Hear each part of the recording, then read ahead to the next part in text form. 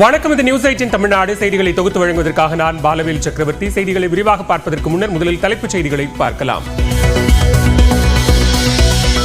நீலகிரி, கோயம்புத்தூர், திருப்பூர், ஈரோடு மாவட்டங்களில் இன்று மிக கனமழைக்கு வாய்ப்பு.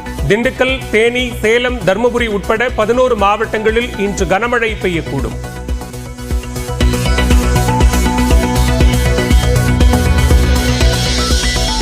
சென்னையில் பிற்பகலில் திடீரென பெய்த மழை. 2 நாட்களுக்கு ஒரு சில இடங்களில் மிதமான மழை பெய்யும் என்றும் வானிலை ஆய்வு மையம் கணிப்பு.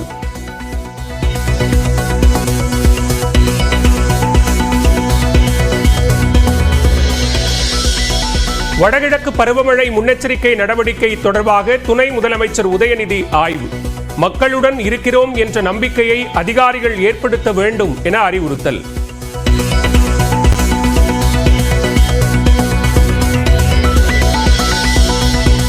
சாதி பார்ப்பவர்கள் சனாதனவாதியாக இருக்க முடியாது என ஆளுநர் RN ரவி பேச்சு. வள்ளலார் தொடர்பான புத்தக வெளியீட்டு விழாவில் உரை. Some people try to say Sanatana Dharma is about caste. Sanatana Dharma does not talk about caste. If anyone does talk about caste, anyone does the discrimination, that is not Sanatana Dharma. Haryana தேர்தலில் 1 மணி வரை 36.69 விழுக்காடு வாக்குகள் பதிவு. வரிசையில் நின்று ஜனநாயக கடமையாற்றும் மக்கள்.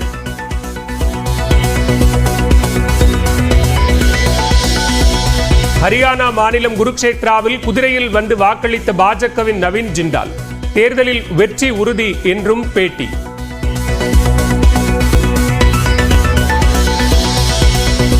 தொழில்நுட்ப கோளாறால் இண்டிகோ விமான சேவைகள் பாதிப்பு. பயணிகள் விமானம் ஏற முடியாமலும் டிக்கெட் பதிவு செய்ய முடியாமலும் தவிப்பு.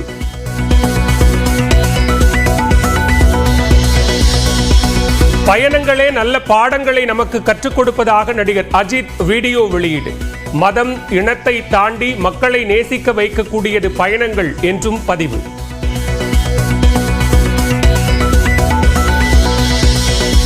போனஸ், தொழிற்சங்க அங்கீகாரம் உள்ளிட்ட கோரிக்கைகளை வலியுறுத்தி சாம்சங் ஊழியர்கள் 24வது நாளாக வேலை நிறுத்தம். சுங்குவா சத்திரத்தில் நடைபெறும் போராட்டத்தில் குடும்பத்துடன் பங்கேற்பு.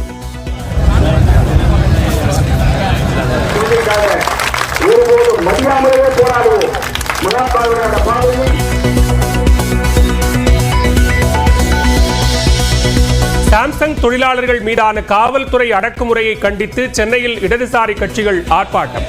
முத்தரசன், கே. பாலகிருஷ்ணன் பங்கேற்பு.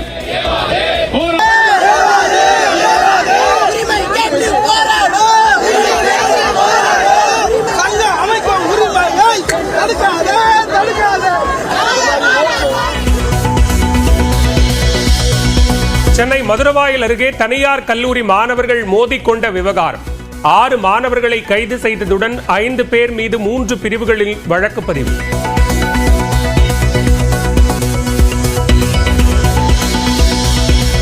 சென்னையில் சில்லறை விற்பனை கடைகளில் 100 ரூபாயாக உயர்ந்த தக்காளி விலை. வடமாநிலங்களில் இருந்து வரத்து குறைவால் தொடர்ந்து விலை உயர்வு.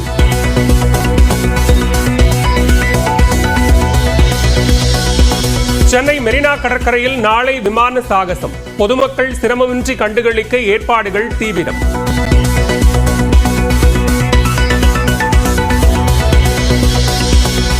உச்சநீதிமன்ற நிபந்தனைப்படி சென்னை மத்திய குற்றப்பிரிவு அலுவலகத்தில் அமைச்சர் செந்தில் பாலாஜி ஆஜர். போக்குவரத்து துறையில் வேலை தருவதாக மோசடி என தொடரப்பட்ட வழக்கில் விசாரணை.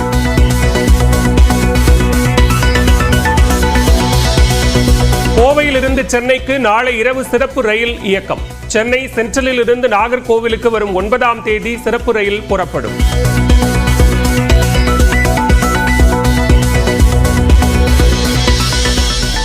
மகாராஷ்டிராவில் உள்ள ஜெகதாம்பாள் கோயிலில் சாமி தரிசனம் செய்ததுடன் தோல் இசைத்த பிரதமர் மோடி.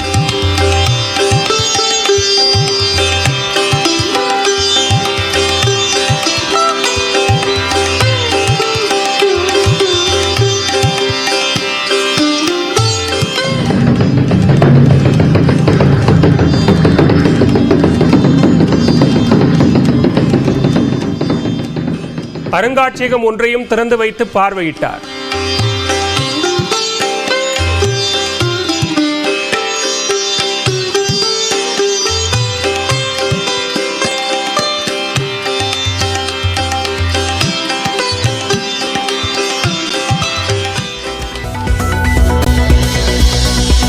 கரூர் புலித்தலையில் கார் மோசடியில் ஈடுபட்ட நபருக்கும் தமிழக வெற்றிக் கழகத்திற்கும் தொடர்பில்லை.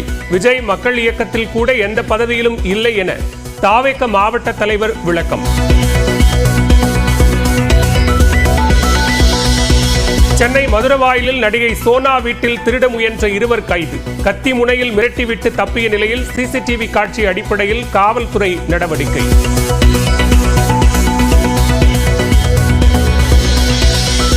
நாகப்பட்டினம் மாவட்டம் திருப்பூண்டி அருகே கோவில் சுவரில் கார் மோதி விபத்து. காயமின்றி தப்பிய முன்னாள் அமைச்சர் OS மணியன்.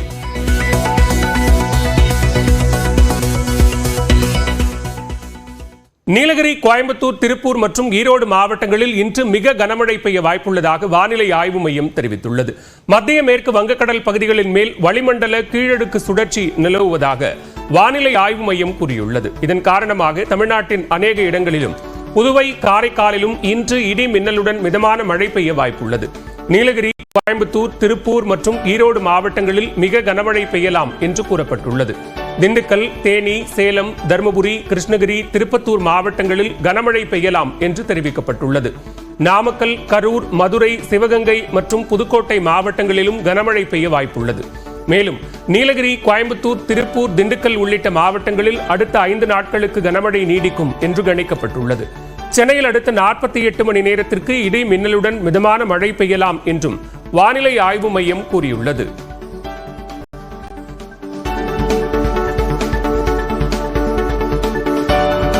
சென்னையின் பல்வேறு பகுதிகளில் பரவலாக மழை பெய்தது. காலையில் வெயில் வாட்டி வதைத்த நிலையில் பிற்பகலில் சட்டென்று வானிலை மாறியது. நுங்கம்பாக்கம், தேனாம்பேட்டை, அண்ணா சாலை உள்ளிட்ட பகுதிகளில் சிறிது நேரம் மழை பெய்தது.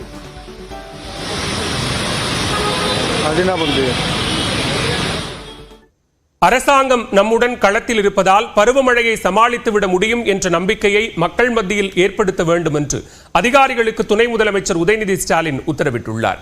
வடகிழக்கு பருவமழை முன்னெச்சரிக்கை நடவடிக்கை தொடர்பாக தலைமைச் செயலகத்தில் துணை முதலமைச்சர் உதயநிதி ஸ்டாலின் தலைமையில் ஆலோசனை கூட்டம் நடைபெற்றது. இதில் அமைச்சர்கள் KN நேரு, மா சுப்பிரமணியன், சேகர் பாபு, செந்தில் பாலாஜி, நாசர், தாமோ அன்பரசன், தலைமைச் செயலாளர் முருகானந்தம் உள்ளிட்டோர் கலந்து கொண்டனர். இந்த கூட்டத்தில் சென்னை, திருவள்ளூர், செங்கல்பட்டு, காஞ்சிபுரம் ஆகிய மாவட்டங்களில் பருவமழையை முன்னிட்டு மேற்கொள்ளப்பட வேண்டிய பணிகள் குறித்து ஆலோசிக்கப்பட்டது.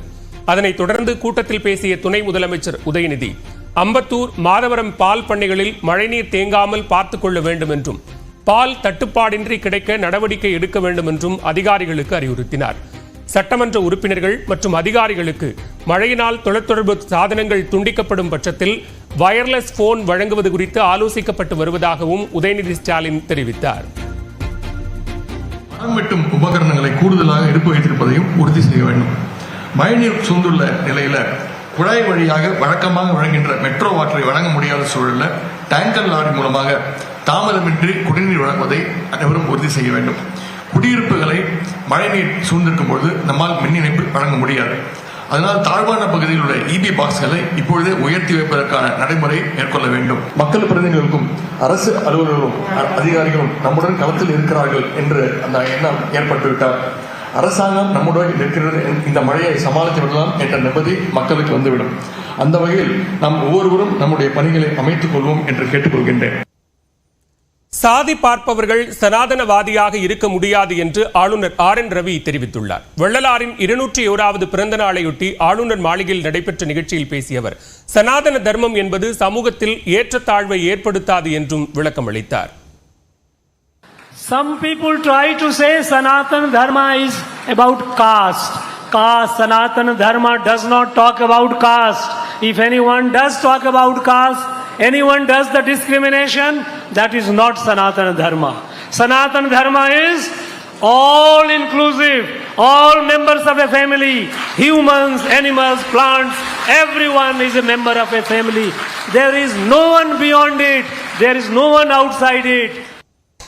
சென்னையில் 1 கிலோ தக்காளி விலை 100 ரூபாயை எட்டியதால் இல்லத்தரசிகள் கவலையடைந்துள்ளனர். கோயம்பேடு காய்கறி சந்தைக்கு நாள் ஒன்றுக்கு 1200 டன் தக்காளி வந்து கொண்டிருந்த நிலையில் தற்போது 800 டன்னாக குறைந்துள்ளது. இதனால் தக்காளி விலை 2 மடங்கு உயர்ந்துள்ளது. கடந்த வாரம் 1 கிலோ தக்காளி 35 ரூபாய் வரை விற்பனையான நிலையில் இன்று 70 ரூபாய் முதல் 80 ரூபாய் வரை விற்பனையாகிறது.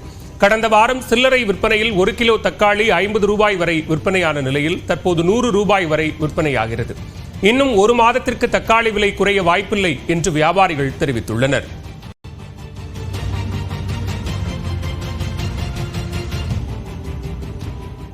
வெளி மாநிலங்களிலிருந்து தான் தக்காளி வருது. தமிழ்நாட்டை பொறுத்தளவுக்கு தக்காளி கம்மி தான். இப்போதைக்கு தற்சமயம் எல்லா மாநிலங்கள்லையும் மழை அதிகமாக இருக்கிறதுனால விளைச்சல் குறைஞ்சிருச்சு. இருக்கிற நல்ல சரக்கெல்லாம் அழிஞ்சு போச்சு. தற்சமயம் இனி விளைச்சல் வந்தாதான். அதனால விலைவாசிகள் அதிகமாக இருக்கு, குவாலிட்டியும் கம்மியாக இருக்கு. தற்சமயத்துக்கு குறையறதுக்கு தீபாவளி வரைக்கும் வாய்ப்பு கம்மி.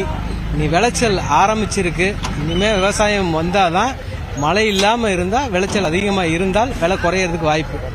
இப்போ தக்காளி தற்சமயம் அதிகபட்சமாக இருக்கிற மாநிலம் எதுன்னு கேட்டிங்கன்னா ஆந்திராவும் மற்றும் கர்நாடகாவும் தான். இது இப்போ நம்ம தென்னிந்தியாவுக்கும் இதுலேருந்து போகணும். இது மட்டும் இல்லாத வட இந்தியாவில் இந்த இயற்கை சீற்றத்தால் பாதித்த மாநிலங்களுக்கு போகணும். பல்வேறு வியாபாரிகள் அங்கே வர்றதுனால போட்டி பலமாகி அதன் காரணமாக விலையேற்றம். காஞ்சிபுரம் மாவட்டம் சுங்குவாச்சத்திரம் பகுதியில் உள்ள சாம்சங் ஆலை தொழிலாளர்கள் 1000க்கும் மேற்பட்டோர் குடும்பத்துடன் போராட்டத்தில் ஈடுபட்டுள்ளனர். ஊதிய உயர்வு, போனஸ், தொழிற்சங்க அங்கீகாரம் உள்ளிட்ட 8 அம்ச கோரிக்கைகளை வலியுறுத்தி சாம்சங் தொழிலாளர்கள் 24 நாட்களாக தொடர் வேலைநிறுத்த போராட்டத்தில் ஈடுபட்டுள்ளனர். இதுவரை 5 முறை தொழிலாளர் நலத்துறை அதிகாரிகள் தலைமையில் ஆலை நிர்வாகம், தொழிற்சங்க நிர்வாகிகளிடையே பேச்சுவார்த்தை நடந்தும் உடன்பாடு எட்டப்படாமல் தோல்வியில் முடிந்துள்ளது. அடுத்த கட்ட பேச்சுவார்த்தை வரும் 7ஆம் தேதி நடைபெற இருப்பதாக தெரிவிக்கப்பட்டுள்ளது. இந்நிலையில் காஞ்சிபுரம் வணிகர் வீதியில் குடும்ப உறுப்பினர்களுடன் இன்று போராட்டத்தில் ஈடுபட காவல்துறை அனுமதி பெற்றிருந்தனர். ஆனால் நேற்றிரவு திடீரென போராட்டம் நடத்துவதற்கு காவல்துறையினர் அனுமதி மறுத்தனர். இந்நிலையில் திட்டமிட்டபடி சுங்குவாச்சத்திரம் பகுதியில் அமைக்கப்பட்டுள்ள போராட்ட பந்தலில் ஆயிரக்கணக்கான தொழிலாளர்கள் குடும்ப உறுப்பினர்களுடன் அமர்ந்து போராட்டத்தில் ஈடுபட்டு வருகின்றனர்.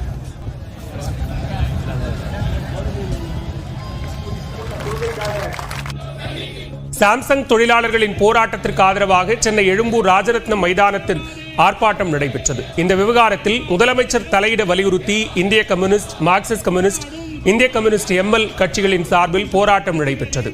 அனுமதியின்றி நடைபெற்ற இந்த போராட்டத்தில் பங்கேற்ற மார்க்சிஸ்ட் மாநில செயலாளர் கே பாலகிருஷ்ணன், இந்திய கம்யூனிஸ்ட் மாநில செயலாளர் முத்தரசன் உள்ளிட்டோர் கைது செய்யப்பட்டனர்.